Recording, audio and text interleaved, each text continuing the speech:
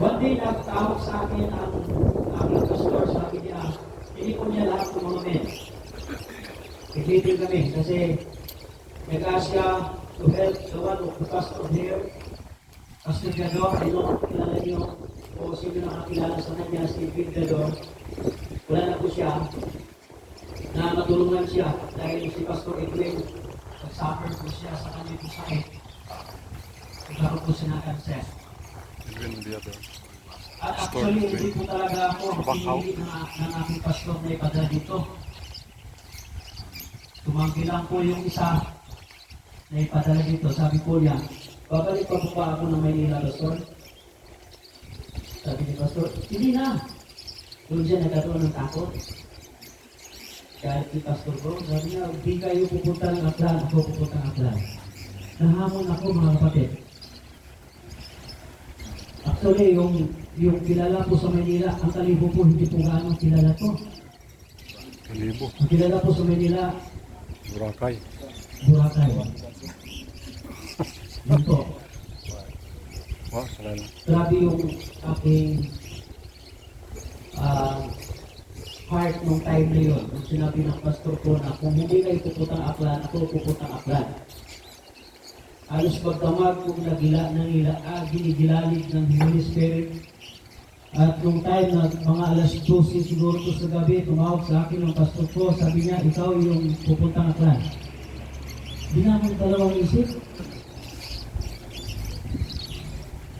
May trabaho ako, iniwan ko na lahat yun. May bahay kami sa Manila, iniwan ko na lahat yun. Yung taong iniwan ko doon sa mga gamit kami doon, bahay namin, bininta niya lahat. Sabi ko, hindi na talaga kami babalikin ng Manila. Ganito niya na. Pinadala ako ng Aklan, ang Pilipay. At kung natapos ko pong suportahan yung church doon sa Pastor Edwin, pinabalik ako ng Manila. Actually, mga kapatid, doon pa lang ako sa taas, sa aeroplano, iyak ng iyak. Hindi ko mapigilan ang aking luha. Sabi ko, gusto ako babalik ng Aklan. Pinupulat na ako ng pastor ko sa namatay na kasi yung pastor na pinusuportahan namin. Pinupulat ako, pinabalik ko ng Manila. Pero pinabalik ako ng Panginoon sa Aklan. Ito po ang aking pong pamilya. Alam ko yan ni Ma'am Mera. No? Sila po yung tumutulong sa akin dati dito. Na kami ay naka-quarantine, walang tao lumalapit sa amin. Sila po yung tumutulong sa amin para po kami pakainin. Yung ganun din yung pagtatawag ng Panginoon sa akin, unexpected po to. Hindi ko po inaasahan. Actually, kung pagpapastor lang sa akong kagustuhan, ayaw ko po magpastor. Nag-start kami dyan sa Kalibo, mga kapatid. Sinusugod pa kami sa bahay namin. Sinasabihan pa kami nangunguha kami ng atay ng tao. Grabe. Grabe. Pero sa biyaya ng Panginoon, sumuko kami, walang gawain sa Andagaw, Kalibo, Aklan. Ipahalang kami ni Pastor Joyce. Pastor Joyce. Salamat sa nag-vlog sa atin ngayon. Salamat sa 1 million followers. 1 million likes. 1 million followers na tayo. Ganun po yung pagkatawag sa akin. Kaya kung makikita ko po ang aking pumahalak na nahihirapan, sabi ko po, Panginoon, dapat ako lang po yung pinadala niyo dito para po hindi ko po maranasan katingnan yung aking pong mga anak na naghihirap. Pero sinasali kay ginikalis ako ng Panginoon. May mga tao siyang ginamit para sa amin. Para kami ay magpapatuloy sa gawain ng ating Panginoon. Wala kong kakilala sa Aklan. Pero mayroon pong inilagay ang Panginoon. Wala po kami kamag-anak dito. Recently, mayroon akong nakikilala, mga Jimenez, yung pakilala sa akin. Sabi niya, sige. Sabi niya, agaw tayo. Sige, agaw tayo. Wala namang problema yun eh. Pero actually, basta ang Panginoon na tumawag sa iyo, hindi ka niya bibiguin. Amen. Yung mensahe po no, sa hapon ito, na aking pong i-deliver po no, ay according po no, sa biblical standard, here the three points on abiding in Christ according to the biblical standard, na drawing from core scripture teaching, mayroon po mga verses dyan. By the way, bago po tayo pumunta roon, ay bakit po abiding? O kailangan ng tao na manatili sa Panginoon? Eh sabi doon sa salita ng Diyos, abide in me and I in you. Na kung saan, sabi ng Panginoon, kung ikaw ay manatili sa akin, ay ako din ay manatili sa inyo. Actually, dito po mga kapatid, no, ay involved po dito ang ating pong pagmamahal sa Panginoon. Magpapatuloy tayo sa paglilingkod sa ating Panginoon. Amen ba? Amen. Yun po yung bunga ng ating pagmamahal sa Panginoon. But God teaches us na tayo po'y manatili, we stay, stand, and strong. It's because kung ito po'y ating pong ililipat, pangit po tingnan, tama po ba? Kung ito po'y ililipat natin, pangit po yan tingnan. At tayo po'y lumalayo sa Panginoon. Kapag tayo po'y lumalayo sa Panginoon, napakapangit po tingnan. Na kailangan po, dapat po tayo mag-abide. Dapat po tayo manatili sa piling ng ating Panginoon. Dami po mga kilala ko ang dami po mga kilala sa Manila na lumalayo sa Panginoon na babaliw. Ito yun. Kaya wag po tayo magtangka na lumalayo po sa Panginoon. Right. Dahil kapag lumayo po tayo doon sa bakod ng ating Panginoon, hindi na po tayo protektado dito ng Diyos. Ito ano po ang lumalabas doon sa kanyang sa kanyang pastulan. Kapag lumayo ka sa Diyos, kapag nagkaroon ka ng puso na lumalayo sa Panginoon, lalapain ka na po ng lubo doon. Ang dami na po mga temptation. Actually, mga kapatid, kung ako po, dumadanas po ako ng backslide. Ang pag-backslide po, hindi po yan bigla na paglayo. Sabi nga ng Bible, sa Ephesians 4:27, neither give place to the devil. It is because ang pag-backslide po ay para po yung dahon na bumabagsak. Ganyan po yan. Kaya kung lumalayo ka sa Panginoon, mahihirapan ka. Andun na po yung temptation. Nung lumayo po ako sa Panginoon, graduate po ako ng Bible School. Dahil, alam mo, nasaktan ako, sabi ko, nagpioneer ako ng Valenzuela. Sabi ko sa pastor ko, Pastor, ako po ang mag-permis dyan. Ako po yung gusto ko kung tututukan na po yan ng gawain niya. Sa Valenzuela, ako lang mag-isa. Nagpioneer ako doon. Alam niyo, sa Valenzuela, sa squatter area ng Valenzuela, tatagilid ka para pumasok ka sa squatter. Para makasulit ka. And katag ako ng mga Bible study. Kaya lang, ginawa ng pastor ko doon, rotation yung mga men. Yung mga men, hindi na pumupunta ng Valenzuela, ako lang. At kung may Bible study ko, sabi ko, may Bible study ako, paano sila makate ng Sunday worship? May worship na doon eh.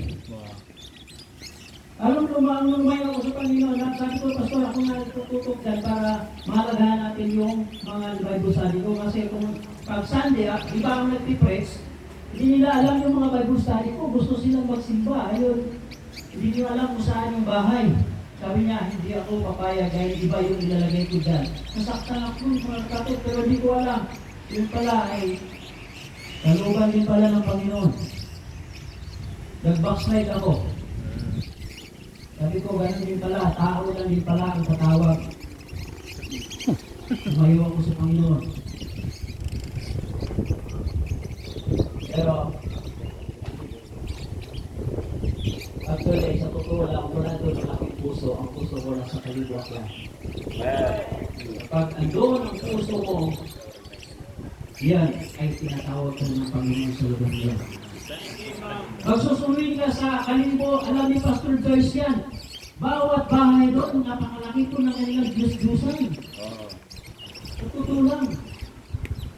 Ilang, alam nyo, kapag nagsumiling kami sa kalimbo, pahayaan na yung aso nga, di man lang, ano yun, sasawayin. Nakagat kaya ako ng aso. Wala man lang naabot kung ano, ayaan ko lang, libre naman. Ang bayad sa... Aso, ginapakaon ko eh. Paturo. So sige lang, kaya ayaw ko magkaroon kami ng diskusyon. Pero, alin nyo mga kapatid, nagpapatuloy kami. Amen. At ngayon, meron na po mga members sa Kalibo. Amen. Pagpapano yun. Kaya, dito po sa ating po binasa, no? Abide in me, and I in you. Sabi dito sa verse 4, as the branch cannot bear fruit of itself, except it abide in the vine, no more can ye except ye abide in me. Hindi po talaga tayo makapagbunga kapag lumayo tayo sa Panginoon. Kasi sabi dito sa verse 5, if without me, ye can do nothing. Amen. Sa verse 6 po mga kapatid, tingnan natin yung sinasabi dito sa verse 6. If a man abide not in me, he is cast forth as a branch, and is withered, and men gather them and cast them into the fire, and they are burned. If ye abide in me, and my words abide in you, ye shall ask what ye will, and it shall be done unto you. That's why kapag ikaw ay hindi magpakatibay mga kapatid, kapag hindi ka magpakatibay, kapag lilingkod sa Panginoon, apektado dito yung mga mahal mo sa buhay na hindi pa sila saved. Ikaw ay nagpapagamit at nagpapatuloy at nagpakatibay sa piling ng ating Panginoon. That's why nasumpungan mo ang tamang iglesia ng ating Panginoon. Ang dami po mga iglesia ngayon, hindi po nagtuturo ng salvation. No? Ang haba na kailang sayawan, pero ang isilang po ang preaching. Ganun po yun. Pwede na natin patagalin, no? Baka nainip na kayo. Abide in Christ according to a biblical standard. Number 1, obedience to His Word. Sundin natin ang kanyang salita. If ye keep my commandments, sa John chapter 5 verse 10, you will abide in my love. Yung Pastor Jude. Keep my commandments. Actually, sa totoo lang, kung bakit po tayo po'y narito at nagkaisa po dito, nagsama-sama po ngayon dito at nagkakilala tayong lahat dito. Dahil po to sa pagmamahal ng ating Panginoon. Amen. Eh kung hindi ako nasi, actually ako, sa totoo lang, kung maniniwala kayo sa hindi, grabe po ako kasinggero noon. Pag pista po, na magdamagan ako doon, nakahiga lang sa kalsada, Oo. nalasing. Hindi ah.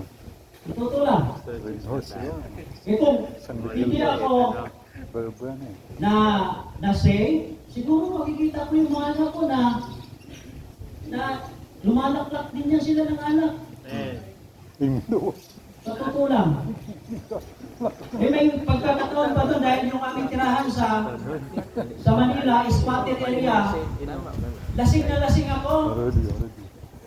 Nakahiga lang ako doon sa pintuan ng aming bahay, papasok, tapos kalsada yung ganyan, nahihiya yung asawa ko, nakikita niya ako nakahiga, lasing na lasing, binuhusan niya ako ng isang timbang tubig. Kaya pasok agad ako sa... May bagyo ba? Pasok agad ako dito, hindi niya ako mahihila eh. Ang liit, nakita niyo ba yung misis ko? Liit lang yun.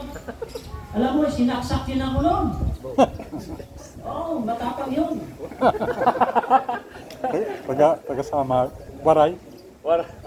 Isaya, Pareho daw. inaksak ako noon. Mato ka. Okay. Obedience. Mahalaga po sa atin ang obedience. Ano man ang tinuturo ng pastor mo, ano man ang sinasabi ng pastor mo, Amen. sundin mo yun. Alam mo, walang saysay ang salita ng Diyos kung hindi natin ito i-apply. Pag-uwi natin. Di ba? Pakinggan mo lang, oh, na-bless ako sa salita ng Diyos. Okay yun, mag-praise about giving, about soul winning. Alam nyo, about soul winning, ang kawawa dyan, makikita mo, 3 lang piraso nagsusulwin, ang kawawa yan. Sabihin na, kawawa sila, 3 lang sila ng soul winning. Alam mo, ang kawawa doon, nung nasasabing 3 lang. Amen. Totoo lang. Amen. Kasi wala yung pagpapala. Marami kasi sige sila lang, mainit dyan, nagsulwining sila lang, kawawa naman sila lang. Kawawa yung walang trabaho sa Panginoon. Right. Na ang iyong buhay ay pag-church, tapos uwi, church, uwi. Dapat meron tayong paglilingkod sa Diyos. Amen. Amen ba? Right. Dapat naglilingkod tayo, nagsisigasig tayo sa pagsama sa soul winning. Nagpa-Bible study tayo, nag-disciple tayo, nagpipreach tayo sa kalsada. Kami po, nagpipreach po kami doon sa Palengke. Kalibo. Public market. Minsan sinisigawan kami. Huwag mo lang kayo kung suntukin. Kaya, nahihirapan kayo. Ano? Oo, binubusin na. Alam mo, nagpipreach ako dyan sa tapat mismo ng bagong gaisano ngayon. Pinapardahan ako ng kutsin, ano? Mismo, walang pakialam. Busog lang ako, konti. Para hindi Kasi natatakpan ako eh. Adjust ka na, adjust. Abiding. Obedient to His word. Pangalawa po, no? Oh. Following His command, should love for Him and invited His presence. Alive with the Scripture is alive, abiding in Christ. Kapag ang buhay natin nakalain ito sa salita ng Panginoon, alam niyo ba? Manatili ka sa salita ng Diyos, manatili ka sa Panginoon. Kasi kapag walang pagpamanatili sa Panginoon, wala po tayong bunga. Hindi ito about sa atin pong salvation, sa ating paglilingkod sa Panginoon. Ligtas na po tayo, hindi ba? Amen. Ang patungkol ito sa word ng ating Panginoon. Buti nga sa atin, wala sa ating naniniwala dito yung Outer darkness. outer darkness eh. Salamat sa Panginoon, walang doktrina ang Diyos ng ganon. Yes. Gumagawa-gawa lang sila ng doktrina. Amen. Right. Sa atin lang, nagliliko tayo sa Panginoon, nagko-acquire tayo sa Panginoon. It is because may reward po. Diba? Sabi ni Apostol Paul, hindi naman salvation yung sinasabi niya eh. Reward, pagdating sa harap nating Panginoon, bibigyan tayo ng reward ng Diyos. Amen. So, hindi na yung ligtas na ako, okay na yun. Isimba lang ako, okay na yun. Hindi yun ang purpose ng Panginoon kung bakit tayo nanatili sa kanyang iglesia. Hindi ko ba? Ang purpose ng Diyos dyan, tayo po ay makapag-akay pa po, magagamit pa po ng Panginoon, makapag-akay pa po ng kaluluwa. Alam niyo, mayroon kaming tatay, friend dati po siyang, matanda na siya. Hindi ako nagsisisi sa buhay niya dahil hindi man siya bata pa na save. Na-save siya, matanda na po siya, pero gusto po talaga niya magsimba, gusto niya maglingkod, pero hindi na niya kaya. Minsan nga, kasi ako yung taga-sundo doon sa church namin sa Bulacan. Minsan hindi po siya nasundo, umiiyak yun. Hindi ba iluhin? Actually, ganito, sasabihin ko sa inyo, mga young people ngayon, no? Mga kabataan. Kapag naglingkod tayo sa Panginoon, nagisigasig tayo sa paglilingkod sa Diyos, nag-aaway tayo sa choir, tatapos tayo nagpa-practice ng gabi, pag-uwi mo sa bahay, huwag po muna natin ipapakita sa ating mga magulang na pagod tayo. Tama ba? Yes. Tama. Ayaw ko na maghugas ng plato na yan. Pagod ako sa church. Huwag pong ganun. Yes. Hindi mo madadala yung mga mahal mo sa buhay sa church kapag ganun ka. Right. Pero kapag dating mo sa church, gabi na, ay, may hugasin dyan, hugasan ko. Wow. Wala naman yung tubig, Very good. mag-iigib ako kahit gabi. Very Wow, good. harap pa di si Tuto, dalhin mo sa church para masipag to. Diba? Amen. Ganun yun. Amen. Hindi, ibig sabihin, naglilingkod ka sa Panginoon, naging masipag ka sa church. Pagdating sa bahay natin, nagiging tamad tayo, hindi natin madadala yung ating mga magulang. Ang Right. sabihin niya, ay, kailan ito nagiging baptist, kaya ngayon lang po yung nagiging tamad. Di ba? Kung kailan yung anak ko nagiging baptist, saka naman nagiging tamad.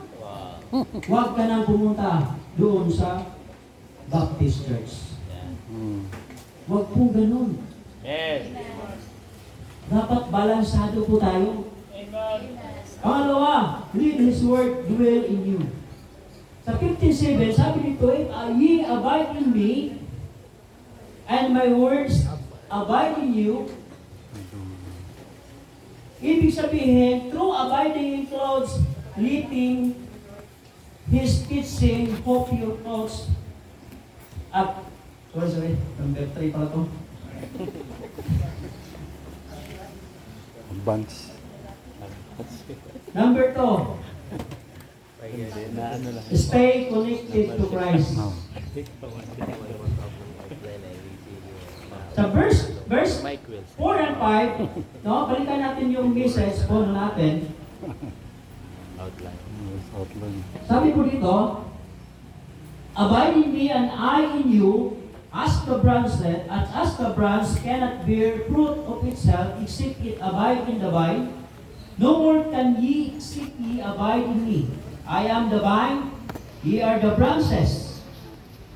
He that abideth in me, and I in him, that same bringeth forth much fruit, for without me, he can do nothing. Totoo naman talaga yun. Amen.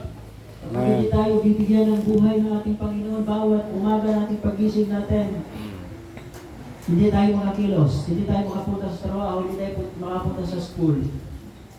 Bakit? Sabi ng Panginoon, kung wala siya, wala din tayo magagawa. Right. Mm. Kaya manatili tayo sa Panginoon. Amen. Kaya pagpapanatili sa Panginoon, no, involved po dito yung ating malaking pagmamahal sa Diyos. Tandaan po natin yan. Pero ang unang-una pong namahal sa atin ang ating pong Panginoon. Hindi natin kayang tumbasan ang pagmamahal ng Panginoon sa atin. Mismong buhay niya, ibinigay niya sa atin, para sa atin, para sa akin na walang, para sa akin na isang miserable tao, isang taong walang kwenta. Doon, pag uwi ko galing sa bahay, may dalawang long neck dito. Likod ko. Alam nyo, ako lang siguro ang taong nakakaubos ng isang long neck ng emperador at saka isang lapad, isang inuman lang. Grabe ako. Pero nagpapasalamat, grabe iyak ko sa Panginoon. Eh ako, duwag akong tao, tumusunod sa Panginoon. Sabi ko, una, natapos ako sa Bible School. Di madali ang aking Bible School dahil napakatagal ang Bible School. Dahil minahal ko ang Bible School, umabot ako ng 5 taon doon. Trabaho, Bible School, napakahirap. 5 taon malako. Pero nung tapos ako ng Bible School, sabi ko, mag-resign ako sa trabaho ko kasi maglilingkod ako sa Panginoon. Nakita ko yung mga anak ko. Naghihirap, kumakain na lang ng tuyo at saka titirya. Ano yun? Balik lang ako sa trabaho ko. Bakit bumalik ka ba? Nag-resign ka na. Ay, ito, trabaho ko kasi hirap. Sabi sa'yo hirap Sabi ng amo ko. 3 beses mga kapatid.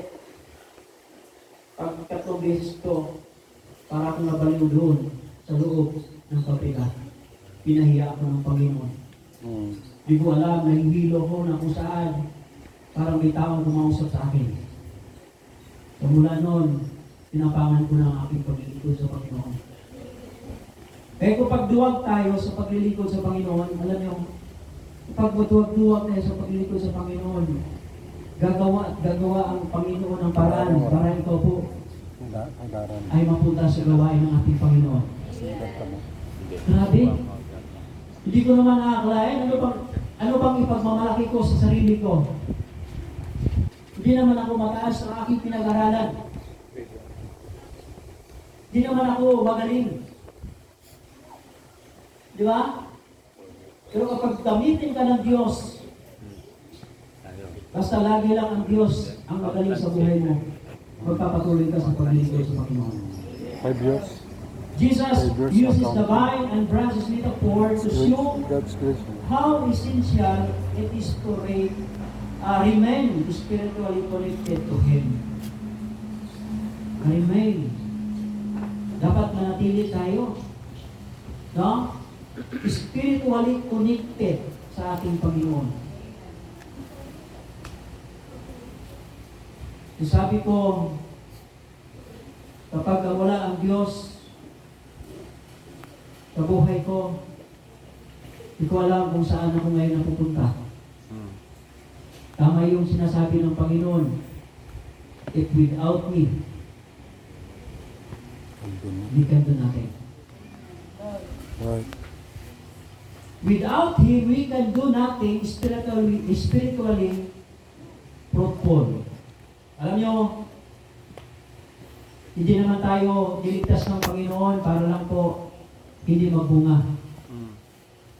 Maglingkod sa Diyos. Kaya kung saved ka, kaya kung ikaw ay ligtas, dapat po magbunga tayo spiritually. No? Okay lang yan kung siguro kung ilang buwan na lang, ilang buwan na. Pero kapag matagal na tayo sa ministry sa gawain ng ating Panginoon, niya wala pa tayong paglilingkod sa Diyos, kakaiba yun. Tama ba? Parang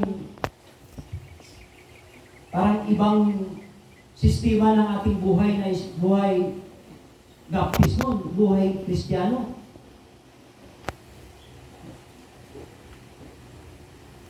Kaya nagpapasalamat ako sa Panginoon na napunta ako dito sa Aklan. Amen. Minahal ko ang Aklan, maski ni-reject kami. Totoo lang, napakahirap pong isuluin pong mga taga-Kalimo. Tulungan yun. Alam po ni Pastor Joyce yan. Tulungan yun. Pero manatili lang tayo sa paglilingkod sa Panginoon, bibigyan din tayo ng bunga ng Diyos. Amen. Amen. Last, let this word dwell in you. Dapat ang salita, hayaan natin ang salita ng Diyos na manatili sa atin. Amen. Hayaan natin na ang Panginoon ay kikilo sa buhay natin. Hayaan natin ang Diyos. Sige, gamitin mo ako, Panginoon. Yes. Isalin mo ako dyan sa mga ministry na yan. Amen. Hindi ibig sabihin, ay wala nang bakante sa pagiging choir. Puno na po yung lahat. Hindi po ganun. Marami pong mga ministry na ibibigay po ng Panginoon sa atin. Diba? Yung pong tagakamay ka lang sa pag may pumasok sa church, kapag ikaw ay ushers dyan sa church, ministry po yun. Amen. No? Hindi yung wala kang ginagawa. Alam nyo, especially dito yung mga young people, no? Na kung saan, abay ninyo, sabi po ng ating Panginoon, na habang ikaw ay nanatili sa Panginoon, habang ikaw ay naghihintay. Actually, isa lang naman po yung ating pinag-pray. Ang pinag-pray natin yung rapture. Tama ba? Kapag hindi pa po dumating ang rapture, naghihintay tayo sa rapture. Hindi po si kami yung ating pong hinihintay. Hindi po tayo mga SDA na naghihintay na si kami. Ang hinihintay natin rapture. Maglilingkod tayo sa Panginoon. Yun po yung dapat natin gawin bilang isang mananampalataya, mga kapatid. Maglilingkod tayo sa Panginoon ng buong katapatan. Amen. Ng buong puso nating paglilingkod sa Panginoon. Maski nahihirapan tayo, maglilingkod tayo sa Panginoon. Hirap pong i-divide yung ating oras. Lalo kapag nagtrabaho tayo. Tama ba? Amen. Gawin mo ako, papasok ko sa Bible School, alas 9. Magpasok, mag-out ako sa Bible School alas 9. Hindi na ako pwedeng mag-undertime sa trabaho ko. Pag gabi ako, kailangan kong pumasok sa trabaho ko alas 10 hanggang alas 7, hindi ko pwedeng umuwi. Pag kinabukasan, pupuntahan ako ng pastor ko, Brad, mag-sulwining tayo. Pulang-pula pa yung mata ko. Wala pa akong tulog. Opo, pastor. Sulwining kami. Bantay pa. Alam mo, hindi tayo kawawa na tayo po naglilingkod sa Panginoon. Amen. Dati, nagsulwining ako ng Valenzuela. Alam mo kung Valenzuela, pinakamaraming tao yan sa lugar ng Manila. Halo-halo yan. Mga pabrika, mga tao. Diyan sa Karuhatan, nagsulwining ako dyan. Kuwatan. Sa anak si Ang Minuto di siya. sapatos ko kuwan pa, Buka. nauka. Hindi ko alam kung ano gagawin ko kapag itataas ko, naiiwan yung aking one eh. Iwan na. Habang ako'y nagbibigay ng tracts, nakita ko po yung mga pastor ko, may kasama, naka-Fortuner sila. 7 sila. Nagbibigay ko ng tracts dyan sa Karuhatan. Alam niyo mga kapatid, discouraged ako noon. Kasi nakita ko yung pastor ko, sabi nila, nandito ka lang pala eh. Para bang iniisip ko ba na parang hinayaan na ako sa field na maglingkod sa Panginoon. Samantalang sila, nakamontiro sila, 7 sila, mga kasamahan namin sa church, mga men, naka-shirt lang sila at pupunta sila ng Caloocan para po kumain lang ng lugaw.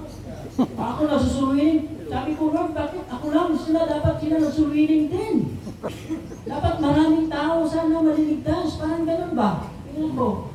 Pero yung pala, tinuturuan pala ako ng Panginoon Amen. sa paglilingkod. Amen. Hindi dapat tayo, pag naglingkod tayo, hindi tayo dapat tumitingin sa tao. Right. O sila, wala silang reward. Right. Amen. Diba? Ako, mayroon akong reward. Amen. May Bible study ako. Diba? Kung gano'n ko na naiintindihan. Minsan nakakalungkot din na hindi natin naiintindihan, lalo na pagbago ka pang Kristiyano, na bakit ikaw lang pinabayaan na maglilingkod sa Valenzuela na napakahirap ng mga tao doon, na kung saan susuot ka sa mga lugar, hindi mo alam kung mabubuhay ka pa pagbalik mo. Dami pong mga tao doon, mga malalaki pong mga tato nila, mga kung saan marami pong mga siraulo doon. Adik. Pero nagpatuloy ako sa paglilingkod sa Panginoon. Alam nyo, nung nawala ako sa church, nawala din po ang gawain sa Valenzuela. Nakakalungkot. Pero marami pong tinuturo sa akin ang Panginoon doon patungkol sa paglilingkod. Amen. Ginagamit ko po ngayon dito sa Aklan. Amen. Na kung saan, tapusin ko na. Na kung saan, mga kapatid,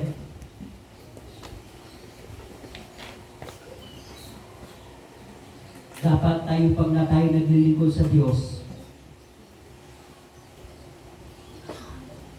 na tayo nakatuon, hindi sa tao. Amen. Amen. Alam niyo kung bakit nandito ka ngayon? Bakit bimbro ka sa isang church na baptist na yung pinaglilingkod, yung sinasaliban ngayon? Bakit bimbro ka sa church ngayon ng baptist? Hindi naman tao naglagay sa itan eh. Amen. Ang Diyos eh. Nasa Acts chapter 2 verse 47. Niban. At binigyan ka rin ng pastor ng Diyos according to His heart shall feed you with knowledge and understanding. Kaya, isa lang ang dahilan kung bakit nandito tayo ngayon. Ang Diyos. Siya lang ang dahilan kung bakit tayo nandito ngayon. Bakit tayo nagkakilala? Bakit ako napuntang Aklan? Bakit ikaw nagiging baptist? Dahil dilagay ka ng Panginoon sa isang iglesia para maglingkod sa Kanya. Dynamic yun, dynamic. Na kung saan tayo po'y nilikha ng Diyos para maglingkod, para sa Kanyang kalooban. Kaya, ang abide in Christ. o abiding in Christ. Amen ba? I hope na magpapatuloy tayo. Amen. Diba? Sabi ng Panginoon, o ikaw din ba, Pedro? Kayo din ba? Aalis din? Diba? Sa John chapter 6 verse 67. 66. Kasi marami nang umalis tumatalikod. Alam yung mga tumatalikod, tinitingnan nila yung bagay na nakatisod sa kanila. Yun ang dahilan kung bakit tumayo. Ito, Panginoon, bakit po ako? Saan ba kami pupunta? Ikaw yung may dala ng buhay na walang hanggan. Di ba? Ligtas ka Sa langit ka pupunta aalis ka pa ba sa kapiling ng ating Panginoon? Di ba? Lagi natin aalalahanin yun, liligtas ka ng Diyos. Titira ka sa karya ng Panginoon. Di ba? Tagapagmana ka sa karya ng Diyos. Tapos aalis ka sa piling ng ating Panginoon. Dapat manatili tayo sa piling ng ating Panginoon. Maglingkod, magsulwining, mag-akay ng kaluluwa para marami pong madala sa karya ng ating Panginoon. Amen. Amen? Amen. Yun lang po, tayo po yung nalangin. Kakilang Diyos, mapagpala sa lahat. Salamat o Diyos sa iyong kadahilan sa aming Panginoon. Salamat o Diyos sa pag-lead mo sa akin o Diyos na kung saan patuloy mo po ako na gamitin Panginoon sa gawain sa kaluluwa Panginoon Lord. This time Panginoon Lord, kami po ay nagpapasalamat sa inyo sa mga mensahe po na inyo po pinagalob sa amin na kung saan o Diyos ay napatunayan namin kung gaano ka kabuti sa buhay namin, Panginoon. I-bless niyo po ang lahat. I-bless niyo po ang mga natutunan namin na kung saan hindi po ito marab ng kaaway. Hindi po ito agawin ng kaaway upang mawalay sa aming pag-uwi. Na kung saan, Panginoon, patuloy niyo po na i-remind sa amin na kung saan hanggang sa aming pong pag-uwi ay bitbit namin ang mga mensahe na aming pong mga natutunan. Diyos, salamat din po sa buhay ng mga bawat isa, sa bawat pastor, Panginoon, na ginamit mo, Panginoon, sa ganito pagkakataon na magbibigay ng encouragement sa bawat isa. Of course, Lord, salamat sa kadahilan mo, Panginoon, sa buhay namin. Purihin ka, ito po kami dalangin sa pangalan ni Jesus. Amen. Amen.